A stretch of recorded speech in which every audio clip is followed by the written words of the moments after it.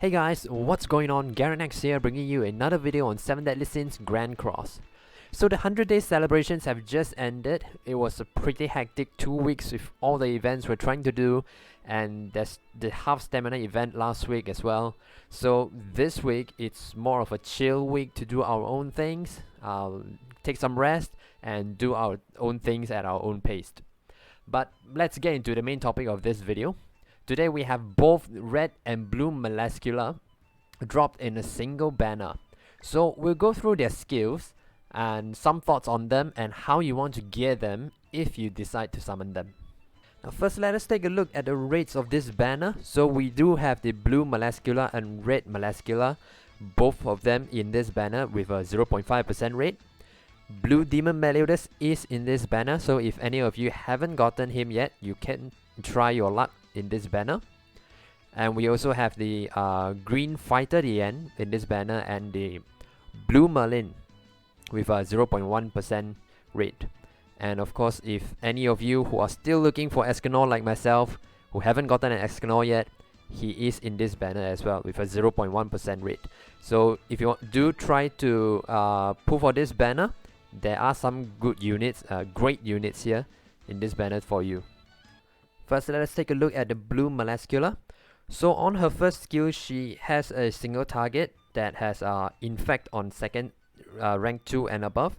So Infect restricts the recovery related stats.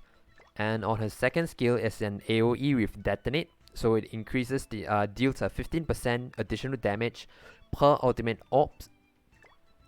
And her ultimate deals 560% on one enemy and lifesteal 40% of that damage. Her passive increases the hero's basic stats by 1% of each orb filled in the ultimate move gauges of both allies and enemies. And her commandment at the end of every turn applies 2 ignite effects for 5 turns on heroes who have not used skills in PvP. So on the first look, her skill kit looks interesting, but nothing really stands out. And what I don't really like is her passive here. It increases the hero's basic stats by 1% for each orb filled in the orb move gauge, and for both allies and enemies. So in the perfect scenario where all 6 units on the field are having maxed orb gauge, then that gives Melascula a huge boost to the basic stats. But at the same time, alt move gauge is something that is constantly changing throughout the fight. So it doesn't give you the confidence that you can actually one-shot somebody with Melascula. And then there is the commandment. So the thing about commandment is that it will affect both you and your opponent. And if any of your unit did not use any skills in a turn, it will place the ignite debuff on you as well. And this can sometimes create an opportunity for your opponent. For example, your opponent's Blue Demon Meliodas has an ult ready. He can easily take advantage of the weak point from his ult and deal a ton of damage to your unit. So that's what I don't really like about commandments, is that it applies to both parties. Okay, so now let's take a look at Red Melascula. On her first skill, she has blaze damage equals to 160% on one enemy.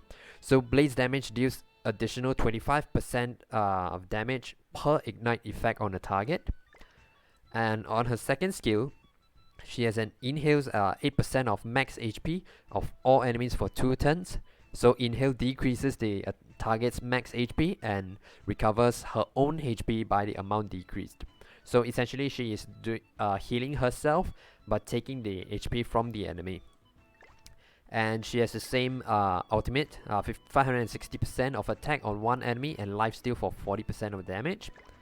Her her passive is an interesting one.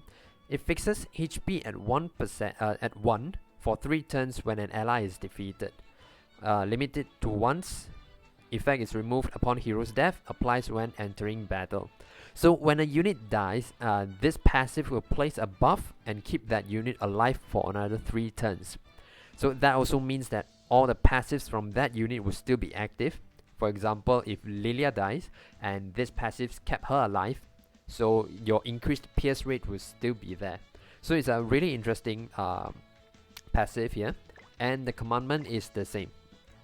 So Red Melascula does have some really interesting mechanics, and her skill 1 synergizes really well with the Commandant because of the blaze damage and the ignite effect.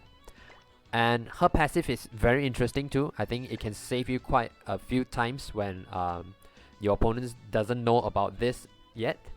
But I think this passive will only work today. After today, everyone will know about her passive and they can easily get around it. So they just have to kill Red Melascula first. So before we know how to gear both Melascula, it's interesting to know that both of them have a freaking high base lifesteal of 50%. If you fully awaken her, she has a 53% lifesteal. That's insanely high. So you definitely want to take advantage of this in order to keep her alive. So especially for the Red Melascula because of her passive. So you definitely want to give her attack defense set with attack substats for sure. So what's the verdict? Whether to summon or skip? If you're a whale, there's nothing stopping you. If you're free to play, I will skip her because I don't think she'll be a huge game changer like Demon Meliodas and Lilia. It is quite easy to get around her commandment and passives, so personally I will be skipping her and saving my gems because I'm planning to buy some cosmetics and also saving for future units.